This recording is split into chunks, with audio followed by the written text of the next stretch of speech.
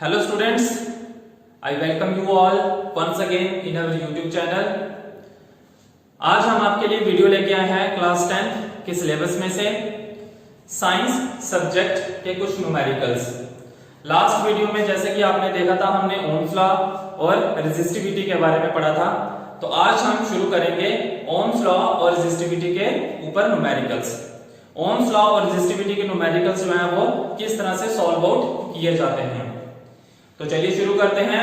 सबसे पहले हम करेंगे ओम्स लॉ के न्यूमेरिकल्स। तो ओम्स लॉ के न्यूमेरिकल्स शुरू करने से पहले हम ओम्स लॉ के बारे में जान लेते हैं। बेसिकली ओम्स लॉ होता क्या है, तो शॉर्ट में मैं बताऊंगा क्योंकि पिछली वाली वीडियोस में मैं डिटेल में आपको ओम्स लॉ बता चुका हूं। तो शॉर्ट में जैसे क्या रहता है ओम्स लॉ के बारे में। ओम्स लॉ क्या होता है? At constant temperature the current flowing through a conductor is directly proportional to the potential difference across its ends। means current जो है वो डायरेक्टली प्रोपोर्शनल होता है पोटेंशियल डिफरेंस के, या फिर इसको हम इस तरह से भी कह सकते हैं कि पोटेंशियल डिफरेंस जो होगा वो डायरेक्टली प्रोपोर्शनल होगा to the current flowing through a conductor. तो उसको लिखते किस तरह से हैं? जैसे current is directly proportional to V और this can be written as V is directly proportional to I। अब प्रोपोर्शनलिटी का साइन है तो प्रोपोर्शनलिटी के साइन को हटाने के लिए हम क्या करते थे, इसमें इक्वल टू का साइन लगाते थे और एक कांस्टेंट टर्म लगाते थे। वो कांस्टेंट क्या होता था? हमारा रेजिस्टेंस होता था। तो this means V equal to I R। ठीक है, ये हमारा फार्मूला बनता था ओम्स लॉ से। अब इसी फार्मूले से हम दो फार्मूले और निकाल सकते हैं। अगर ये वाला फार्मूला है तो इससे हम पोटेंशियल डिफरेंस फाइंड आउट कर सकते हैं। अगर हमें करंट फाइंड आउट करना हो तो करंट फाइंड आउट करने के लिए सेम फार्मूले से हम करंट का फार्मूला निकालेंगे, तो I equal to V upon R आ जाएगा। ठीक है, अभी सेम फार्मूले से अगर हमें रेजिस्टेंस फाइंड आउट करने के लिए पूछा जाए तो रेजिस्टेंस किस तरह से निकालेंगे? R equal to V upon I। ठीक है, तो ये तीन फार्मूले ओम्स लॉ से निकलते हैं जो अलग अलग चीज जो है वो हम फाइंड आउट कर सकते हैं। इस फॉर्मूले से हम पोटेंशियल डिफरेंस फाइंड आउट कर सकते हैं अगर हमें करंट और रेजिस्टेंस दिया हुआ है। इस फॉर्मूले से हम करंट फाइंड आउट कर सकते हैं अगर हमें पोटेंशियल डिफरेंस और रेजिस्टेंस दिया हुआ है, और इस फॉर्मूले से हम रेजिस्टेंस फाइंड आउट कर सकते हैं अगर हमें क्वेश्चन में given potential difference and current जो है वो दिया है। तो चलिए शुरू करते हैं। पहला न्यूमेरिकल हम ओम्स लॉ के ऊपर जो बेस्ड है, तो फर्स्ट न्यूमेरिकल है हमारा एनसीईआरटी की बुक में से ही लिया गया है। Potential difference between two points of a wire carrying 2 ampere current। मैं क्वेश्चन में लिख देता हूं, शॉर्ट में लिखूंगा potential difference between two points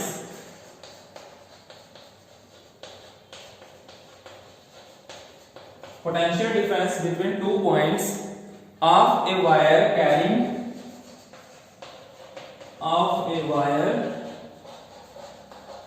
carrying 2 ampere current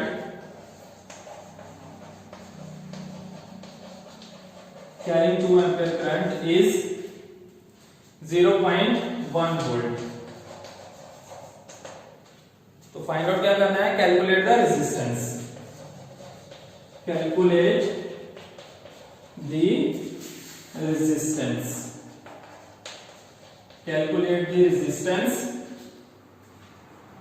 between these points।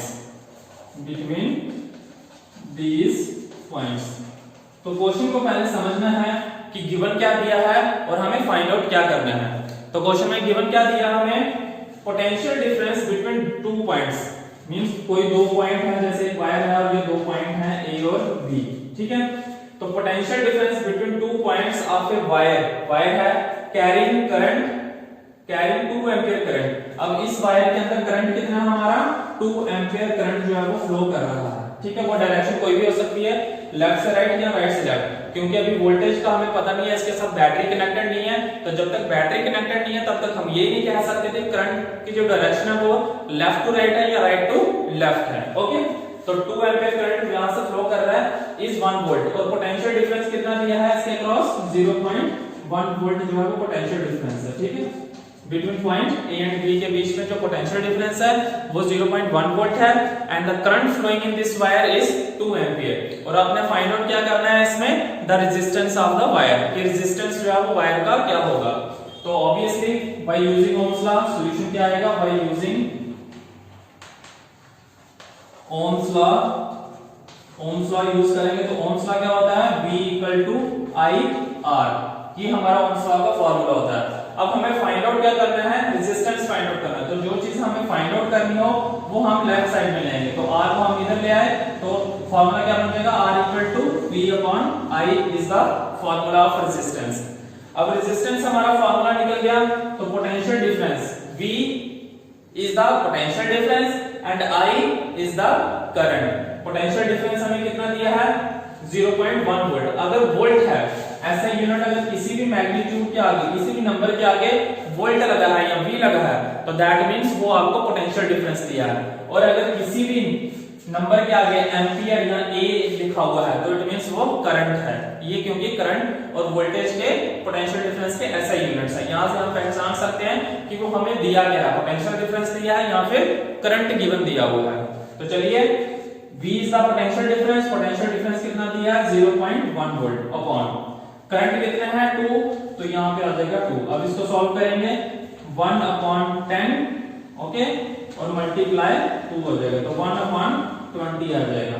इसको सॉल्व करेंगे 1 अपॉन 20 को, तो 1 अपॉन 20 का जो आंसर आता है वो आएगा आपका 0.05। अब रेजिस्टेंस है तो रेजिस्टेंस का ऐसा यूनिट क्या होता है, ओम होता है। लास्ट वीडियो में आपको बताया था, तो R इक्वल टू 0.05 ओम आ जाएगा। ये आपका आ गया रेजिस्टेंस। आपने फाइंड आउट कर लिया कि अगर एक वायर में से 2 एम्पियर करंट फ्लो हो रहा है और उस वायर में 0.1 वोल्टेज का पोटेंशियल डिफरेंस है, तो जो वायर के अंदर रेजिस्टेंस होगा वो कितना होगा, 0.05 ohm will be the resistance. तो आई होप आपको ये जो न्यूमेरिकल है ये समझ आया होगा। इसी तरह के हम और न्यूमेरिकल्स आगे करेंगे इसमें। जैसे सेकंड न्यूमेरिकल है, तो अभी हम शुरू करेंगे अपना सेकंड क्वेश्चन जो बेस्ड है ओम्स लॉ के ऊपर। तो जैसे कि क्वेश्चन आप देख रहे हैं बोर्ड के ऊपर, a simple electric circuit has a 24 volt battery. एक इलेक्ट्रिक सर्किट है जो जिसके साथ 24 वोल्ट की बैटरी कनेक्ट की गई है and a resistor of 60 ohms, और उस सर्किट के अंदर 60 ओम्स का रेजिस्टेंस है। What will be the current in the circuit, तो उस सर्किट के अंदर करंट जो है वो कितना होगा। अब इलेक्ट्रिक सर्किट का मीनिंग क्या है, इलेक्ट्रिक सर्किट वो होता है जो डिफरेंट वायर्स, रेजिस्टेंसेस और पोटेंशियल वोल्टेज से कनेक्ट बना होता है, उसको हम इलेक्ट्रिक सर्किट कहते हैं। जैसे यही वाला अगर मैं ड्रॉ करके दिखाता हूं आपको, रेजिस्टेंस कितना दिया है हमें, रेजिस्टेंस हमें दिया है 60 ओम, तो मान लो ये रेजिस्टेंस का साइन होता है, रेजिस्टेंस दिया है, ठीक है। इसके बाद हमें करंट दिया हुआ है, a simple electric circuit has 24 volt battery, battery means potential difference दिया है, तो यहां पे हम बैटरी कनेक्ट कर देते हैं, ठीक है। मान लो ये बैटरी कनेक्ट कर दी 24 वोल्ट की, ठीक है, पॉजिटिव नेगेटिव, ठीक है। और ये रेजिस्टेंस था हमारा कितना, रेजिस्टेंस 60 ओम्स, ये 60 ओम का रेजिस्टेंस है और बैटरी। तो what will be the current in the circuit. अब इसमें फाइंड आउट करना है कि इस सर्किट के अंदर करंट कितना फ्लो कर रहा है। अब हमें यहाँ पे बैटरी कनेक्ट की हुई है, तो बैटरी अगर कनेक्टेड है तो हम इस सर्किट में से फाइंड आउट कर सकते हैं कि डायरेक्शन ऑफ करंट क्या है। तो डायरेक्शन ऑफ करंट क्या होगी, पॉजिटिव टू नेगेटिव, मींस यहाँ से इस साइड को करंट जो है वो फ्लो करेगा I। तो यही I हमने फाइंड आउट करना है, ठीक है। I हमने सॉल्यूशन लिखते हैं, I हमने फाइंड आउट करना है। पोटेंशियल डिफरेंस हमें कितना दिया है, 24 वोल्ट दिया हुआ है एंड रेजिस्टेंस हमें गिवन दिया हुआ है 60 ohms. 60 ohms is the resistance. Okay, now we have to find out the current which is flowing in this circuit. इस सर्किट के अंदर जो करंट फ्लो हो रहा है वो हमें फाइंड आउट करना है। तो कैसे फाइंड आउट करेंगे, simple by using Ohm's law. Ohm's law का यूज करके निकालेंगे फिर से। तो V equal to I R के बराबर होता है। फाइंड आउट क्या करना है, हमें R को फाइंड आउट करना है, तो R को लेफ्ट साइड में ले आएंगे, equal to V upon I। तो this means V is the potential difference that is given 24 upon I कितना दिया है, I is the I we have to find out, हमने I फाइंड आउट करना है। करंट जो है वो हमने फाइंड आउट करना है, तो करंट I को बाहर निकालेंगे, इक्वल टू, तो ये बन जाएगा V अपॉन R। तो V हमारा 24 वोल्ट है अपॉन अपॉन R कितना है 60 तो अपॉन 60। अगर इसको कैलकुलेट करेंगे तो ये पॉइंट्स में आता है 0.4 करंट निकाल रहे हैं तो करंट का यूनिट क्या होता है एम्पियर। तो 0.4 amp is the current flowing in this circuit. तो मींस करंट कितना फ्लो कर रहा है इसके अंदर 0.4 एम्पियर करंट जो है वो फ्लो कर रहा है इस सर्किट के अंदर। ये हमारा सेकंड क्वेश्चन कंप्लीट होता है। इसी तरह और थोड़ा सा डिफरेंट क्वेश्चन हम करते हैं क्वेश्चन नंबर थर्ड। तो ये है हमारा थर्ड क्वेश्चन, ठीक है। थर्ड क्वेश्चन क्या है, an electric iron draws a current of 3.4 ampere from the 220 volt supply line. एक इलेक्ट्रिक आयरन जो है वो 3.4 एम्पियर करंट ड्रॉ कर रही है कौन सी सप्लाई लाइन से, 220 वोल्ट सप्लाई लाइन से, ठीक है। What current will this electric iron draw when connected to 110 volt supply line. तो क्वेश्चन क्या गिवन दिया हमें, क्वेश्चन का मीनिंग पहले आपने समझना है कि एक इलेक्ट्रिक आयरन है। आयरन क्या होती है, जो प्रेस होती है, जो हम कपड़ों को प्रेस करने के लिए यूज करते हैं उसको हम इलेक्ट्रिक आयरन बोलते हैं। तो वो जो इलेक्ट्रिक आयरन है वो 3.4 एम्पियर का करंट जो है वो ड्रॉ कर रही है। अगर सप्लाई कितनी आ रही है, अगर पोटेंशियल डिफरेंस कितना है 220 वोल्ट। जैसे मैंने पहले बताया आपको, अगर वोल्टेज है तो मींस वो क्या है, पोटेंशियल डिफरेंस है।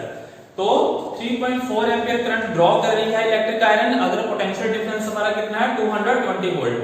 तो हमें फाइंड आउट क्या करना है कि अगर हम उसी इलेक्ट्रिक आयरन को अगर 110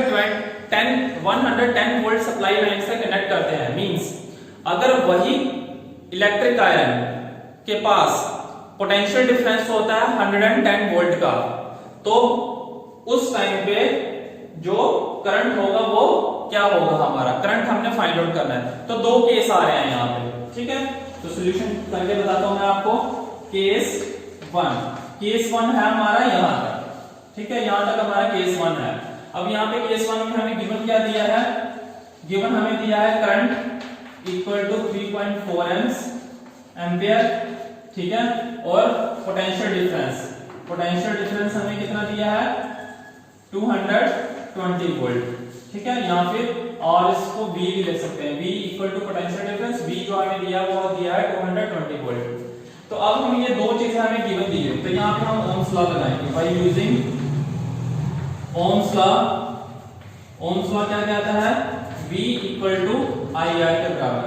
अब यहाँ पे V हमारे पास है, I हमारे पास है, हमारे पास क्या नहीं है, R नहीं है, रेजिस्टेंस नहीं है कि उस इलेक्ट्रिक आयरन का रेजिस्टेंस क्या होगा। तो सबसे पहले हम यहाँ पे रेजिस्टेंस फाइंड आउट करेंगे। तो रेजिस्टेंस फाइंड आउट करने के लिए फॉर्मूला क्या बन जाएगा, R equal to V upon I। तो दिस मींस V हमें कितना दिया है 220 वोल्ट और I कितना दिया है 3.4 एम्पियर। अगर इसको फाइंड आउट करते हैं तो इसका जो आंसर आता है वो आता है आपका 64.7 ओम्स। अप्रोक्सीमेटली इतना जो है वो आपका रेजिस्टेंस आता है फर्स्ट केस में से, ठीक है। तो ये फर्स्ट केस हमने फाइंड आउट कर लिया, लेकिन हमें मेन निकालना क्या है, हमें निकालना ये है कि अगर हम वही इलेक्ट्रिक आयरन को क्या करेंगे 110 वोल्ट की सप्लाई लाइन से कनेक्ट करेंगे, तो उस टाइम पे कितना करंट जो है वो ड्रॉ करेगा, कितना करंट उस इलेक्ट्रिक आयरन में से फ्लो करेगा। तो केस सेकंड बन गया यहाँ पे। केस टू में गिवन क्या दिया है हमें, पोटेंशियल डिफरेंस मींस V दिया हुआ है 110 वोल्ट, ठीक है। रेजिस्टेंस हमने फाइंड आउट कर लिया है, रेजिस्टेंस कितना आया हमारा, ये ऑलरेडी हमने पहले केस में फाइंड आउट कर लिया है। तो रेजिस्टेंस हमारा क्या आया 64.7 ओम्स, ओके। और तीसरी चीज क्या है, हमें फाइंड आउट क्या करना है, हमने यहाँ पे करंट फाइंड आउट करना है। तो करंट हमने फाइंड आउट करना है, तो वही Ohm's law V equal to IR, I हमने निकालना है, तो I equal to V upon R, ठीक है। तो V अपॉन R, V हमारा है 110 अपॉन रेजिस्टेंस हमारा 64.7। तो इसको कैलकुलेट करेंगे तो इसका आंसर आएगा आपका, अगर 110 को 64.7 से डिवाइड करें तो ये हमारा आ जाता है 1.7 एम्पियर, ठीक है। तो ये आप कैलकुलेटर के ऊपर इजीली कैलकुलेट कर सकते हैं। तो ये हमारा सेकंड केस आ गया। तो हमने निकालना क्या था, हमने करंट निकालना था कि अगर पोटेंशियल डिफरेंस हमारा 110 वोल्ट है, 110 वोल्ट अगर पोटेंशियल डिफरेंस है तो उस टाइम पे करंट क्या होगा, व्हाट करंट तो अगर 110 वोल्ट हमारा पोटेंशियल डिफरेंस है तो करंट हमारा क्या होगा 1.7 एम्पियर। इसी तरह से हम बाकी क्वेश्चंस जो हैं वो ओम्स लॉ के निकाल सकते हैं। तो एनसीईआरटी बुक जो है उसके ऊपर बड़े सारे ओम्स लॉ के क्वेश्चंस आपको दिए होंगे, न्यूमेरिकल्स दिए होंगे, तो बाकी के प्रॉब्लम्स जो है वो आप वहां से निकाल सकते हैं। इस वीडियो को एंड तक जरूर देखिए, क्योंकि इस वीडियो के एंड में मैं आपको दो क्वेश्चंस दूंगा जो रेजिस्टिविटी और ओम्स लॉ के ऊपर डिपेंड करेंगे। तो ओम्स वो क्वेश्चंस जो है वो इस वीडियो को लास्ट तक जरूर देखिए, क्योंकि इस वीडियो के लास्ट में मैं आपको ओम्स लॉ के ऊपर एक क्वेश्चन दूंगा जो आपने सॉल्व करके उसका आंसर जो है वो कमेंट बॉक्स के अंदर देना है। तो आई होप आपको ये वीडियो अच्छा लगा होगा। अगर आपको ये वीडियो हमारा ओम्स लॉ के न्यूमेरिकल्स वाला वीडियो जो है अच्छा लगा है तो इसे ज्यादा से ज्यादा लाइक और शेयर जरूर कीजिए। Thank you so much.